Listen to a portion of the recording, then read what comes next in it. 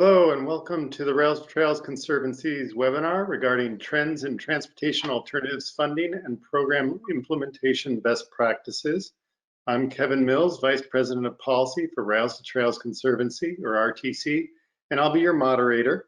And with me today are Torsha Bhattacharya, the Director of Research at RTC, Jenna Bowman, the Systems Management Administrator for Florida DOT, and Lisa Dunn, the Transportation Manager at the Tennessee Department of Transportation.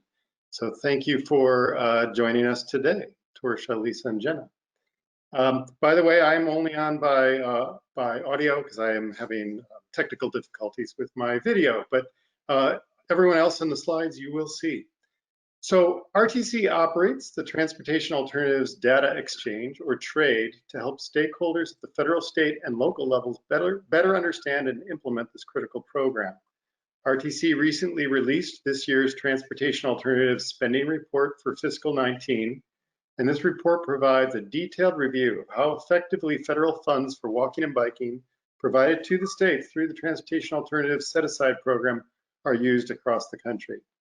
RTC has worked directly with the state DOTs since the early 1990s to track implementation of transportation enhancements funding and have continued that practice even as the rules and names of the program have changed through the years, with the most notable shift occurring with the MAP 21 reauthorization in 2012 when the program became known as Transportation Alternatives.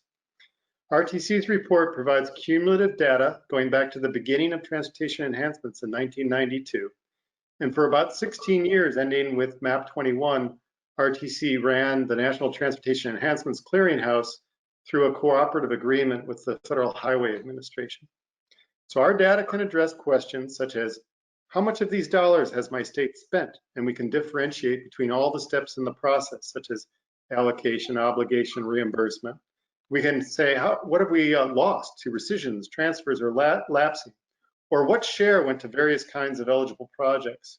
Or what specific project grants have been given over the lifetime of the program? And these lists of projects are my favorite because it's really useful to account for the impact of the program in the most concrete way. So we see trends over time and within and across states, and we learn about best implementation practices to maximize impact. Today, you'll hear key findings from our most recent annual Transportation Alternatives Spending Report and insights from transportation alternatives managers who are using the program to advance trails, walking, and biking in their states. So with that, I want to introduce our first speaker, as I said, Torsha Bhattacharya, who's going to tell us about the report findings. Torsha heads Rails to Trails data collection and analysis efforts as Director of Research, including co-authoring our annual report on implementation of the Transportation Alternatives Program. She oversees a national effort to quantify and benefit the benefit of trails, and her research includes exploring the relationship between the built environment and health and equity and social justice issues in transportation planning. Prior to joining RTC, Torsha was an assistant professor at the University of Hawaii, and she earned her master's degree and PhD in urban and regional planning from Florida State University. Torsha. Thank you so much, Kevin, and hello, everyone. Today, I will be talking mostly on two aspects on what the federal administration funding, transportation alternative funding looks like over the years, as well as a snapshot of last year, FY19. And then I will delve a little bit deeper into what information we have gathered from the state and the programmatic analysis that has allowed us to do. So, as for the RTC spending report, before I start going into the numbers in detail, I just want to provide you with an update of the fact that this Transportation Alternatives Set-Aside Program is a very important resource, as you all in the audience would know. And we cannot help but bolster its importance, and we have to make sure that the funding for it is not only maintained but also increased, because the need, as we have seen year after year after year from what information we gather from the states, is that the need is much, much higher than the money that is being provided. So keep doing the good work that you're doing, and thank you for your help in helping RTC provide this important report out. From last year's data gathering process, a little bit about how it starts is very soon, around say early December, you'll be hearing from us about data collection requirements, and we'll send you previous year's data if you have already sent that to us, and we would request you to the best of your knowledge, fill up that data and return it to us. So once we have the data back from all of the states, we wait till end of February or beginning of March to get all of the state level data. We then crunch the numbers, consolidate it. We also gather the numbers from FHWA that they put out, and then we actually put all of these charts and tables together to then give you a brief snapshot of what is happening over the years and what just happened within the last financial year in terms of federal as well as state funding. Now, this last year, FY19, if you go, Anthony, if you can go back to the previous slide, please. Yep. So thank you. In the previous year, some highlights from our report, what we found out that a lot of the funds, a significant portion, 98%, it was obligated and it was used for biking, walking. So that seems to be the core, the meat of the program that is being supported. And there only 2% of other types of facilities were funded with this program. So definitely any kind of biking and pedestrian infrastructure programs are gaining interest and gaining in popularity. Obligations rate, what we have seen that it's very positive in terms of how much money states are obligating. That's crossed over 100%, means states are pulling back from previous years some of the money that were unspent and trying to obligate it to the newer projects that is happening. And I think with the pandemic and trails and outdoors becoming so important and necessary in people's lives, more and more states are going to rise up to this occasion and actually obligate funds to these types of projects. What we have also seen is that a higher percent of reimbursement, about 91%.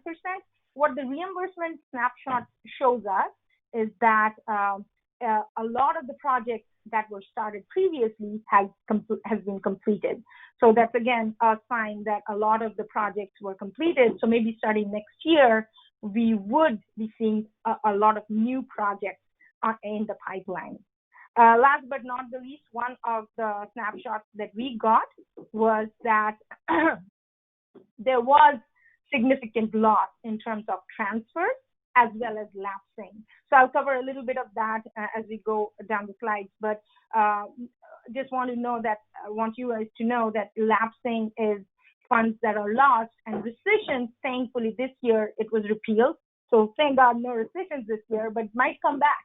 So we need to make sure that we obligate as much of the funding as we can and reduce or actually eliminate any kind of lapsing and reduce especially the interagency, interprogram transfers that take place. Next slide, please. This is actually chart shows you what has happened from 1992 to 2019.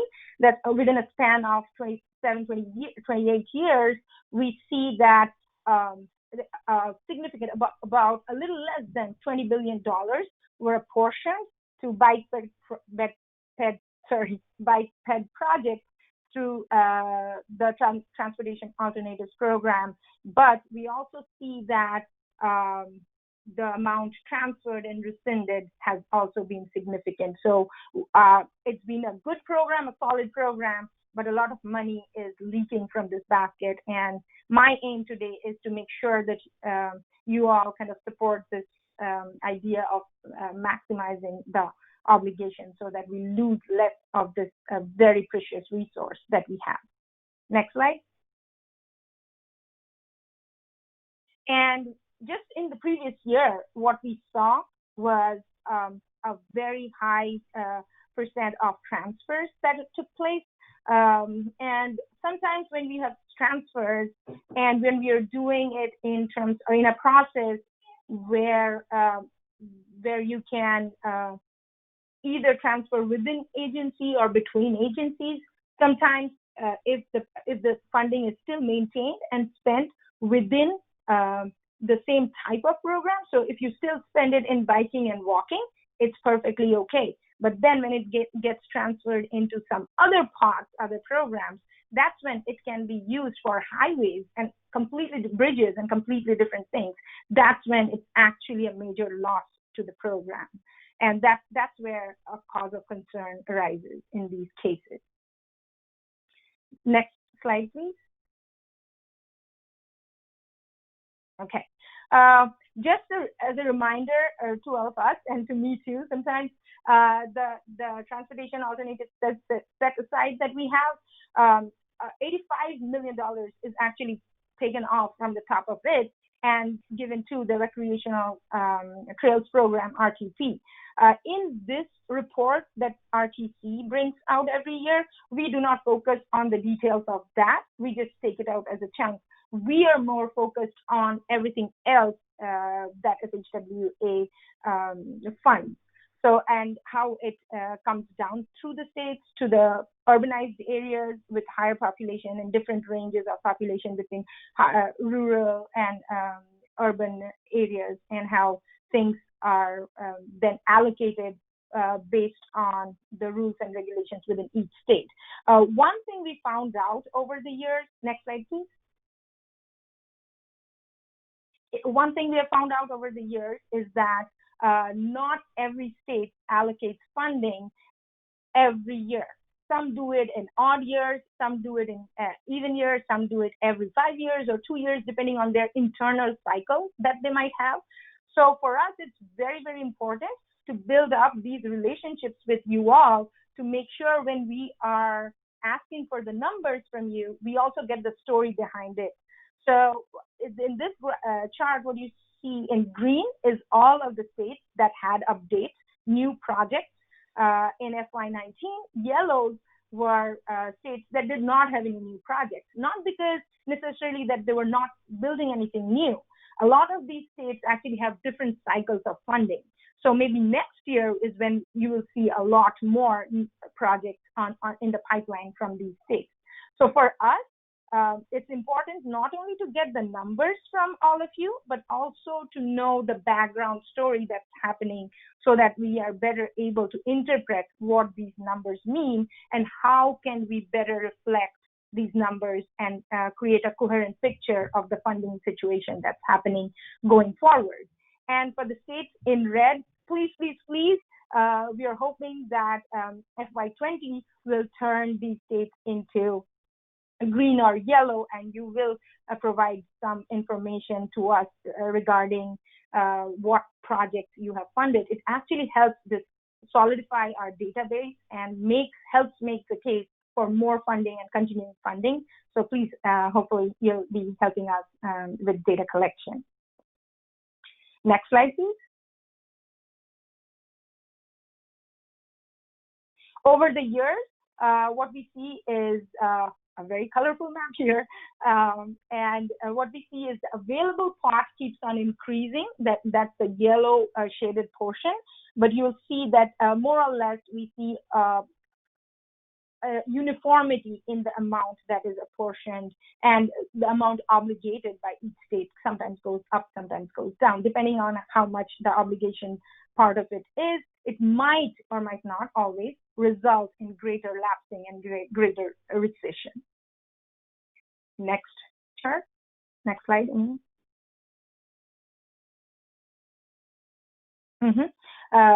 So as you see here, when this TA program, it was TE for some time. After 2002, it changed name. Under MAP 21, it became TAP. And TAP is the only funding pot that we are scared of that will lose money because of the way the funding structure has been set up.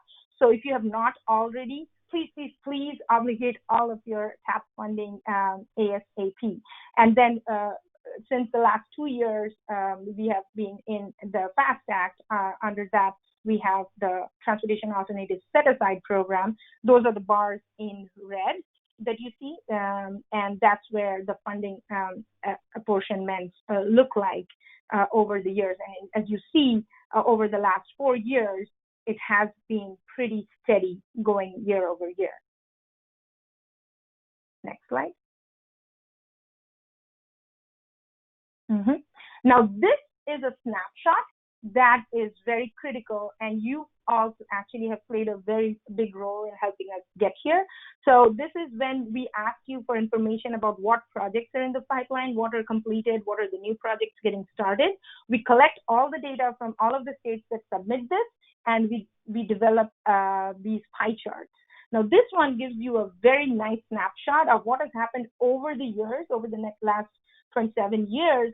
What we see is bike ped facilities and safe routes actually make up a chunk of more than 50% of all of the different types of funding in Transportation Alternatives Program. So that is the big deal. Most of the funds go in here, but we also see a lot of importance paid to streetscaping, rail trails, yay, and also historic preservation. So these are the major chunks that make up this pie, with bike and ped facilities taking up much more than 50%.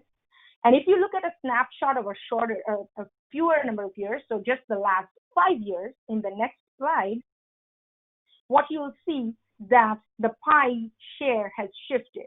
So if you see over 27 years, it was around 55% or so. But if you see just in the last 5 years, it has actually gone up, and almost more than 3/4 of this whole pie is spent in bike ped facilities. So that is the meat of the program from what you guys have told us. Again, this is a snapshot. It's important to remember this is a snapshot of the project from what information the states have submitted to us. The more information we get, the more comprehensive this chart is going to be. And what we also see is safe routes to school and safe routes to everywhere, rather, for non-drivers, have also maintained their significant share in this pie. The next slide. And within all of these bike ped programs, we looked into the subtypes also. And again, once again, the more detailed information we have, the more detailed analysis we are able to do with that data. And what we learned from it is that pedestrian facilities, 36% of that money goes in there. Off-road trails and greenways, 41%, almost 42%. Bike lanes get about a little more than 8% of that funding. Rail trails about 10%. Transit gets a small chunk, and then there's a little bit in education and safety. This whole pot over the years has maintained this, I would say, these slices. More or less, it has gone up a little bit, down sometimes, some years. But over years, what we have seen is the consistency with which the funding has been maintained in these types of projects. So that is the end of the snapshot that I wanted to give you today. But also, please go ahead and visit our website so that you can find more information on this policy. And please remember to submit your data when you come asking for it in December. Thank you.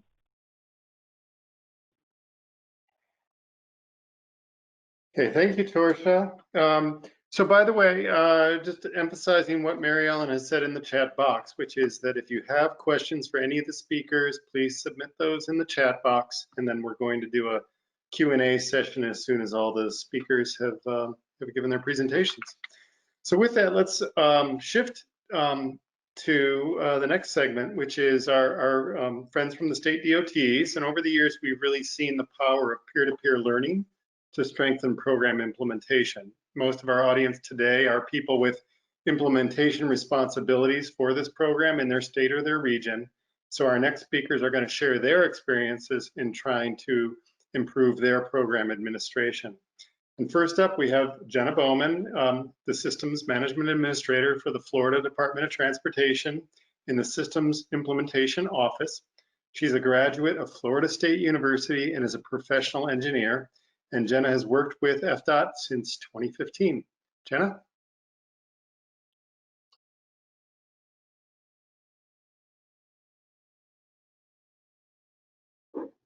I apologize, I had to unmute myself. So thank you for having us today. Good afternoon, and like they said, I'm from Florida Department of Transportation. So next slide. So Florida is a little bit different. We are a decentralized state, and what that means is that the execution of our program is different across our state. So our districts actually execute the program, and central office, which is where I am housed, provides guidance, the reporting, and then support for the districts.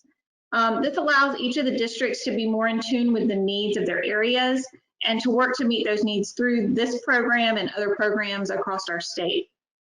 This program is utilized in concert with other programs such as Sun Trail and other trail projects, which are funded through our work program to provide the infrastructure for that non-motorized travel.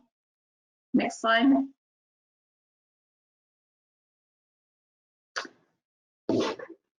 So we took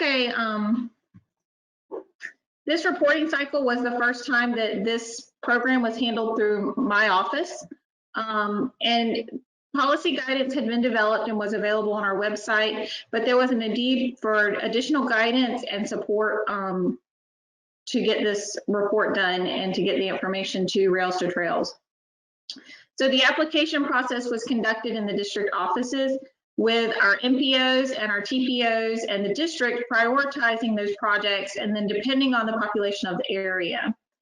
The last cycle, the applications were handled by scanned-in applications that were emailed into some of the district offices or some form of electronic submittal. Some districts had an electronic submittal portal that they were using, but not everybody was collecting the same data, and it varied across the districts, and it was difficult for the district staff and our staff to gather the required information for the annual reporting, mainly because nobody was talking the same talk.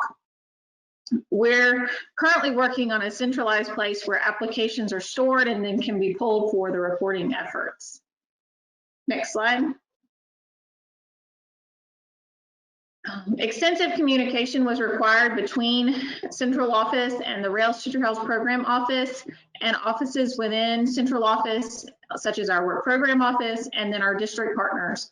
We also worked with the Rails to Trails program to understand the data that they needed and how that fit with what the data that FTOT collected. We realized we weren't talking the same talk, and we had we called data different things, and we could we struggled to make those. So we held a ton of meetings last year in the fall to help understand all of those pieces. At this time, FDOT has developed a more standard application with extras for each district, because there were certain information that certain districts wanted to have. And so we have one base application and then extras for each district. And this was to support a move to a system that is the DOT is using called GAP, which stands for the Grant Application Program. And this system is which all applications to the department are collected and utilized. So all of our different programs across the department go into this program, and this is where their applications are stored. Next slide. Moving forward, FDOT is working with our district partners to complete this reporting cycle and move the application into GAP. We recognize that the reasons we succeeded this year were due to our partner support and the extensive communication to understand the information that each agency was seeking. We look forward to continuing to support this important program in the coming years. And that was all I had.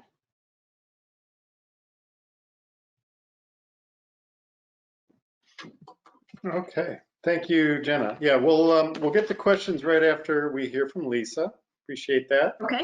So Lisa Dunn has worked with the Department of Transportation in Tennessee since 2000. The bulk of her experience has been in the Office of Local Programs. She recently supervised the Transportation Alternatives Program Office, where she was awarded the TDOT Civil Rights Employee of the Year Bridge Builder for going above and beyond in learning the process of assigning disadvantaged business enterprise goals and determining eligibility of DBE participation. Lisa holds a master's degree in business administration. Lisa? Thank you.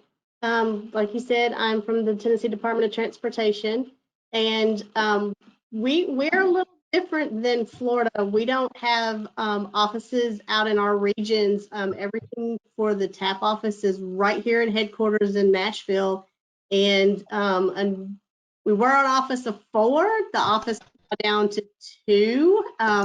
They're in the process of interviewing for another person.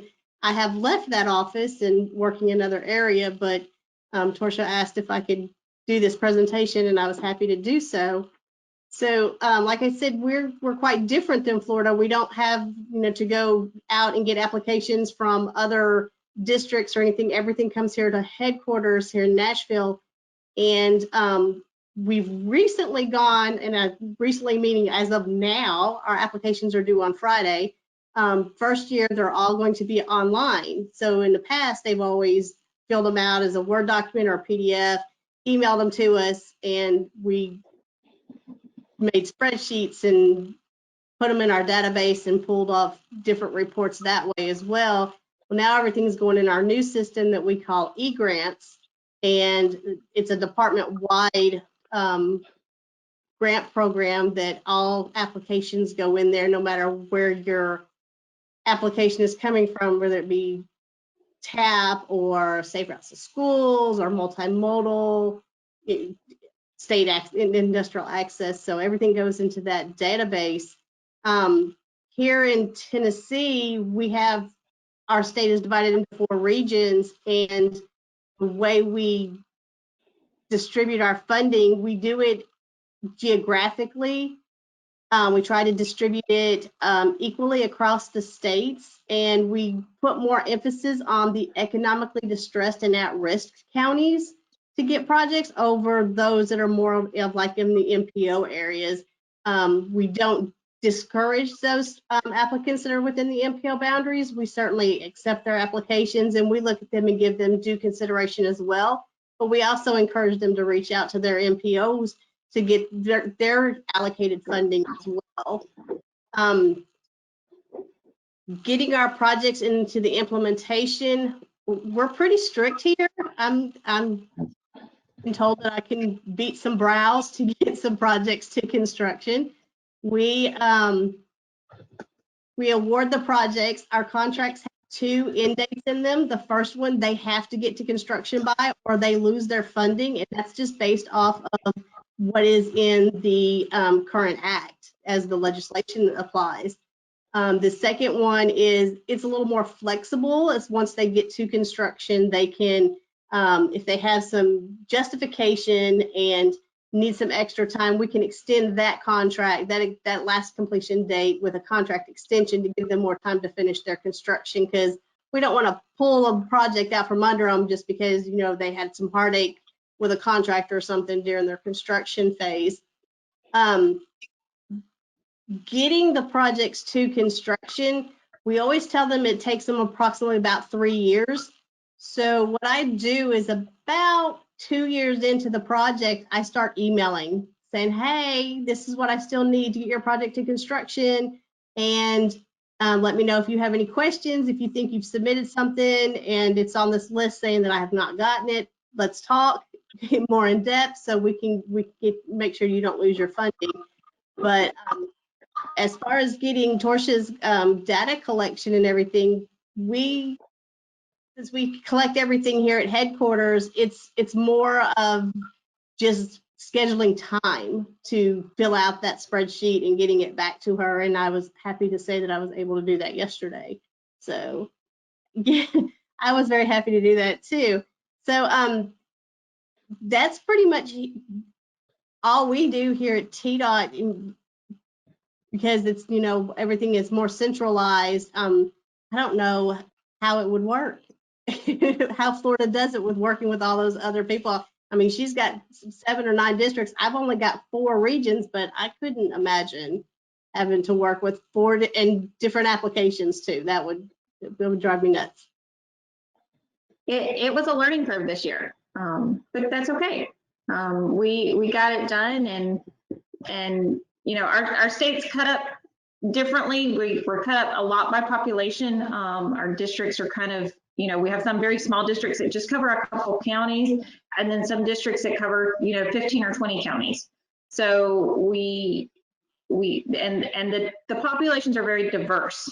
South Florida is very urban, North Florida is very rural, with urban pockets, and so it makes for a challenging working experience. But we had a lot of fun. It was great to get that communication going.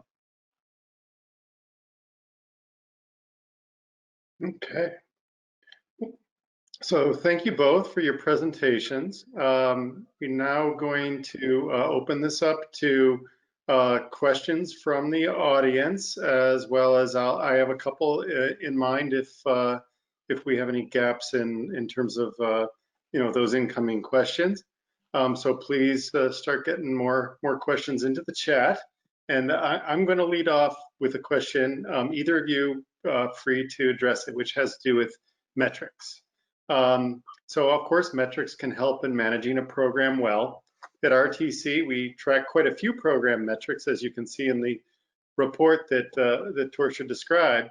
But over time, our focus as an organization has been mostly on cumulative obligation rate as what might be the best single measure of the commitment to put the program dollars to work delivering benefits on the ground.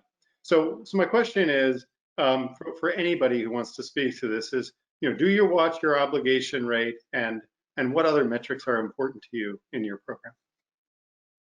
I can start that. Yes, we here at TDOT, we definitely watch our obligation rate. Every year when the new amounts come out from FHWA, our program director brings that information to us, and we keep a running list of what's been obligated against it.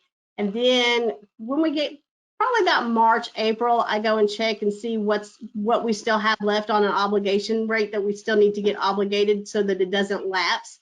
And we certainly are trying not to transfer any of those funds to another program. But we work really closely with them on that. We also get a monthly report from our program operations office that tells us what projects were obligated, which ones had been closed and returned money or needed extra money. And then, you know, we have our emails that we reach out to the local agencies just to ensure that those projects do get to construction. Because that's the only phase here at TDOT that we fund is construction on our TAP projects. Okay, great. Jenna, up to you if you want to speak to that question, and I have another one coming in that'll be for you after that. Okay, so again, we're different in Florida because the obligations are actually pushed to the districts. So our work program sets up funding, and then that funding is allocated to the districts, and then the districts are then obligating those funds to different projects. It's not handled in central office, so we're not running that, and each district has its own methodology that they're using to obligate those funds to the different projects. Okay, thank you. So, okay, next question to Jenna is, this questioner would like to hear more about how you coordinated across so many regions to get them speaking the same language. You know, are there best practices to keep that momentum going forward? Because it was a new program area to our section, we were able to utilize the fact that it was a new program area to our section, and also utilize the fact that we were moving into this electronic submission format, and we were getting ready for that. And so we utilized both of those items to interview each of the districts and take time with each of the districts to learn more about their practices and how they do different things and why they do different things.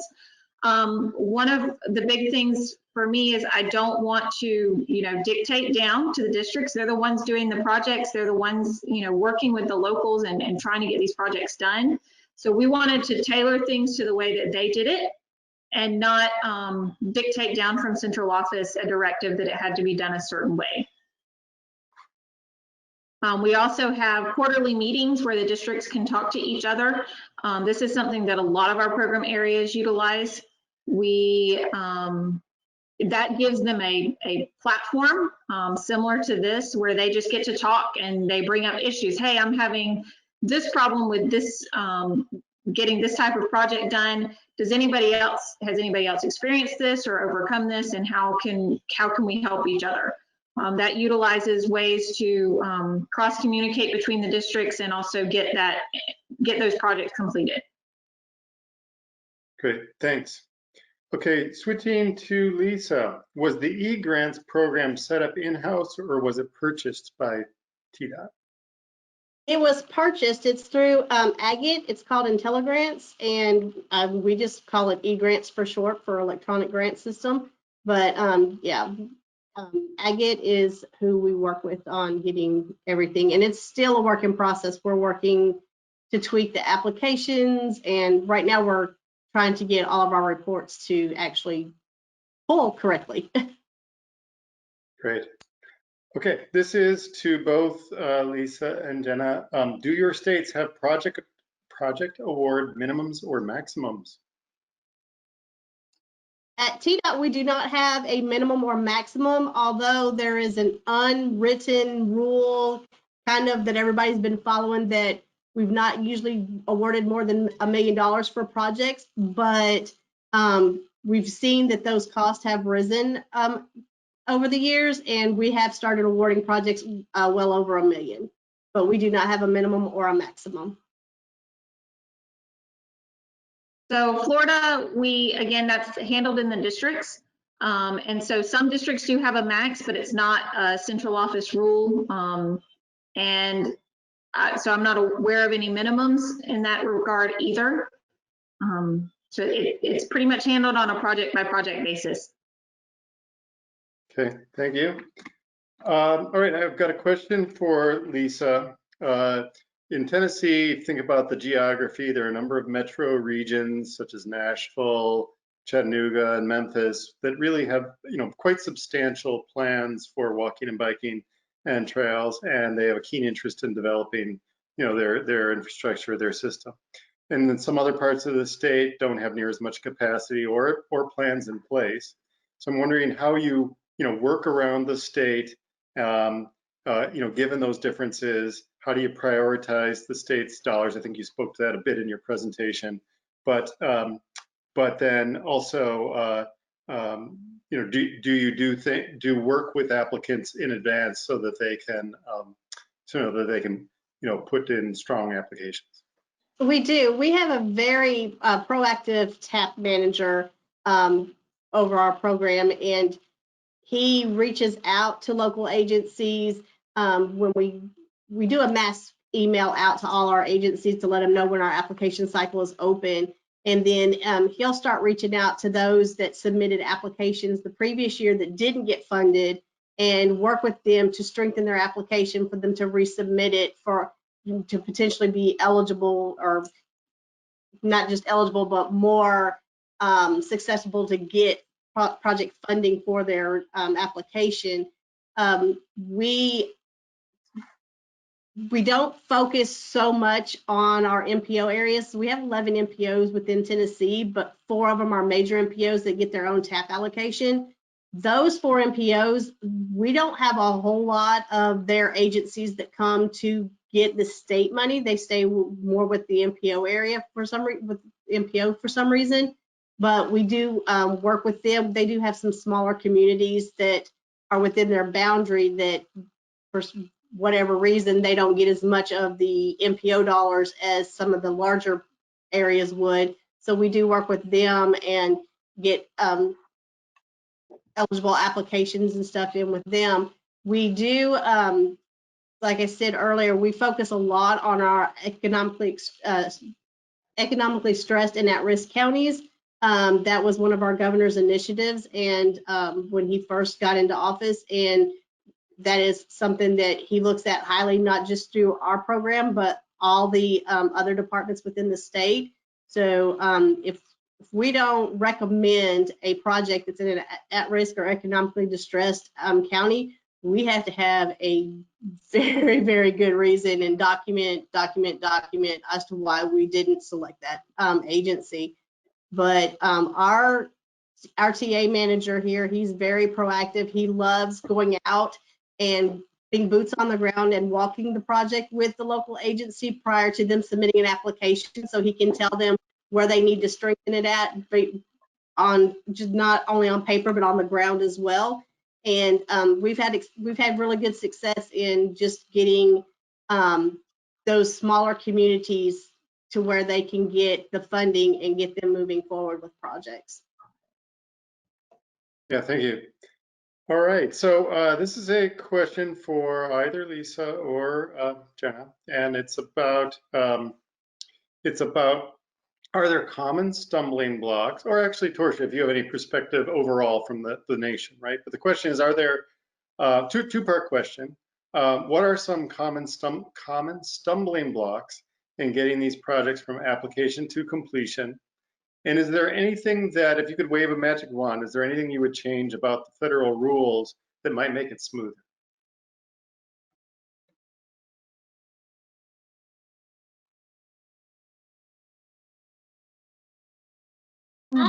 Definitely some stumbling blocks along the way. It's like in TDOT, we gather all the information, we send it to our different divisions for them to review and give us concurrence on for the different aspects for like design and estimate and the bid specs and that stuff. So I guess our main stumbling block is, there's only one person dedicated in each one of those offices that looks over this stuff. And if they're out on vacation or they're wrapped up on another project, we ask for a 2 to 3 week turnaround, but that could be longer. And agencies, they know that it's a 2 to 3 week turnaround. So like 3 weeks in a day, they're calling, going, what's going on? Where's our stuff? So we have to be mindful and help our agencies, but we don't want to, put even a harder burden on our reviewers of the projects.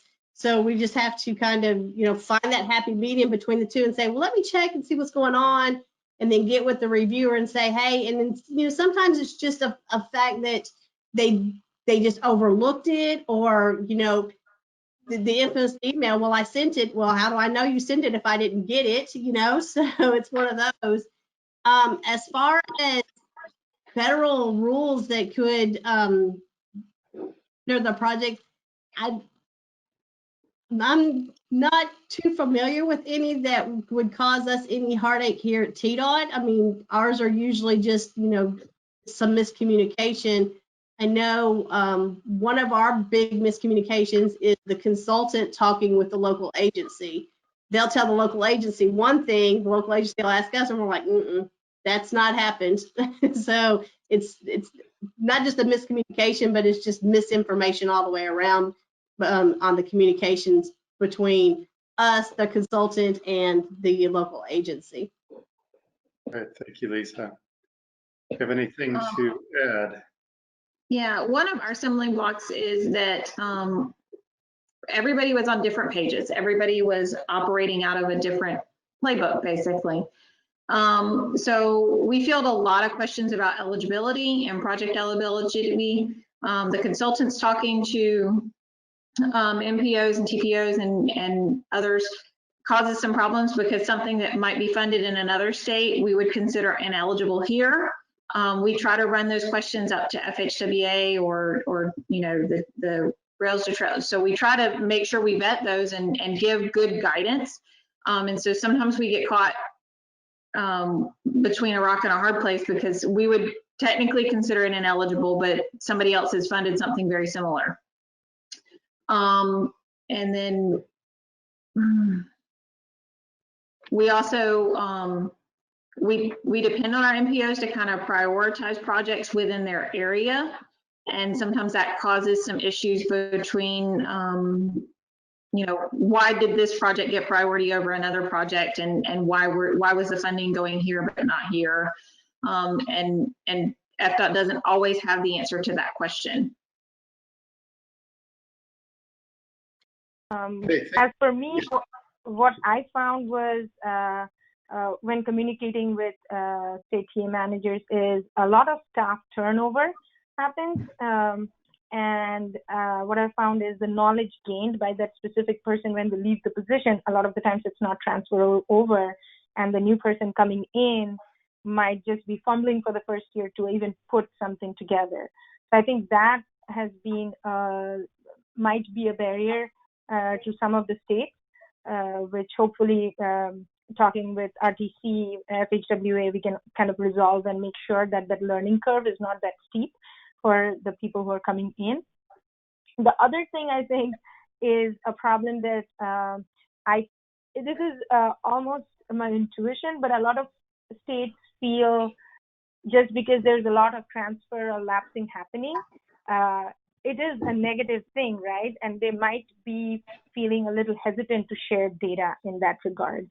So I just want to put that out there is it's good to know that there's a problem and then identify the problem to resolve it rather than not address it. So this report is all about highlighting the importance of it and not a blame giving or blame taking kind of a report. So anytime there is a problem, we are losing money, we are losing it as a whole country. So I think that is more important to keep in mind, not any kind of like, we have lost so much money and we are not doing good. It's how we can save that from happening going forward. And New Jersey has done some good work in bouncing back from that. And a lot of other states have actually changed and turned around. So I think there's a learning curve there, but it's all good. Great, thank you. So the next question, I actually am going to comment myself in leading into the question, because a year or two ago we had on a webinar just like this, we had State of Michigan's Transportation Alternatives Manager telling about an effort they have where they work with their 6 MPOs, have a single application process, one intake system, state comments, expert comments on all the applications, and then the decisions then made by the regions. And then often if the region wanted to elevate a project that the state also thought was important, there'd be a pooling of state and regional funds towards that project, right? So that was the Michigan story that we featured a year or two ago, and this question goes to that. See whether you have any similar experiences in your states, which is, or Torsha, if you know of similar setups in other states. But the question was, do you know if the Metropolitan Planning Organization TAP programs use different criteria compared with the state's DOT competitive criteria, and do both areas sometimes give grants to the same projects? I can speak to that. Here in Tennessee, our MPOs that get their sub-allocations of TAP funds have a completely different application and scoring process and selection process than we do for the state funds that we give out. They do their call for projects when they do their STBG call. And so when they do STBG call, then they just divide those applications and projects up by if it meets TA qualifications or not. And if it meets those TA qualifications where it can use those TA funds, they'll look at those and see how many of them they can award if they're wanting to with the TA funds before they start using their STBG funds. I forgot the last part of that question. Can you repeat that last part of the question, Kevin? Yes, it's so, does the state sometimes double down on regional grants, right? Do you sometimes pool funds across the two jurisdictions? So yes, we have done that in the past. So like here in Tennessee, for the state funded projects, we only fund construction. So if they're within an MPO area that gets their own TAP allocation or they get their STBG funds, we encourage them to talk with that MPO and see if they can help them with the NEPA and the design and the right-of-way costs. And if the budget for that project for construction, you know, happens to just be astronomical, we say reach out to them and see if they're willing to put any additional money in for the construction as well.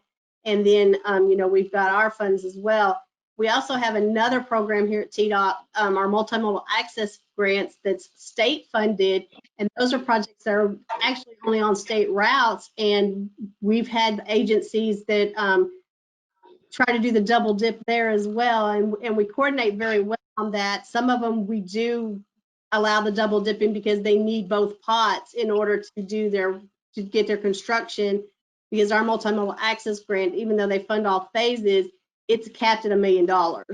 So they can't go over that $1 million cap. And whereas ours, we only fund construction, we don't have a cap. So they may fund all the preliminary phases and let's just do construction. But we collaborate very well with the MPOs and to ensure that we get the funding done. So FDOT's similar to Tennessee in that the MPOs and the prioritization project has different criteria for the different districts. Florida has 26 MPOs, so there's a lot of coordination going on between those, you know, going that down to our 7 districts and our Florida Turnpike, and, you know, and then filtering that all up to our central office. So there's a lot of places where things get, you know, kind of aware of a lot of pooling of funds, but we do have a lot of districts that will use multiple funding sources on one project. So they might use TAP or transportation alternative funds for one phase of the project or just a portion of a phase of the project. And then the other stuff is funded through other money. And so we see a lot of that. And we also have what's called Sun Trail in Florida. So that is a legislative grant that comes from the Florida legislature every year. And so we see a lot of, I don't know if it's double dipping or just kind of joint funding of a project between the TA program and the Sun Trail program to get these trails completed and linked between all over the state. Okay, thank you. This is a question for Torsha. What was the transfer lapse rate more significant in 2019? Do you think the threat of rescission played a role? Could you repeat that? Do you think the state of Sure. rescission? The question is, did transfers or lapsing go up in 2019? And what do you think that the threat of a rescission played a role? Yeah, so actually the lapsing was more last year that we definitely saw. If you go to a report, you can have a glimpse of what it was. I think it was around in the range of $17 million, if I'm not wrong. But over years, it has been significant. Last year, it was more. One thing that happened in FY19 is the repeal of rescissions, but I don't think that impacted the lapse. I think what could have happened is what it could have happened is actually enhance the obligation, because states did not know until the last minute that the rescissions would take place. So they were, it was going to happen. It was on the books, and the obligations rate were super high. But then the feds decided to actually repeal the rescissions for this year. So I don't think that would have had a direct impact. So I think what I'm hearing, the trend is out of 2019 was a notable instance of the unobligated balances going down, both because more money was obligated as well as some money was transferred, and that combination of things brought down the unobligated balances, and that threat of rescission that was hanging over the program for much of the year had a lot to do with that. Is that right? Yeah, because that came as a pleasant surprise, I guess. Mm-hmm. Okay, thank you. Next question, and we're getting towards the end, is does either Florida or Tennessee have advisory committees that are made up of non-state DOT staff to help determine which projects to fund? At TDOT, we do not. The closest I would say is our MPOs and our TPOs. We have an MPOAC, which sometimes provides some guidance, but not really. Okay, yeah, so actually, I'll ask a last question. I think that was the last one coming in from participants. And let me start with Torsha, because Jenna started to speak to this question of, you have the state money coming in through Sun Trails in Florida, and there was a question of, how does that sync up with the federal dollars administered by the states, through transportation alternatives. Torsha, are you aware of patterns among the states or good examples among the states about how they think about having the biggest impact possible from having a combination of state investments and those federal dollars? Yes, so there's not a one size fits all. Some states, what they do is they don't even follow the 80-20 requirement. They just have a higher matching fund, just so they know that they will be able to go forward with the project. I know Maryland does that.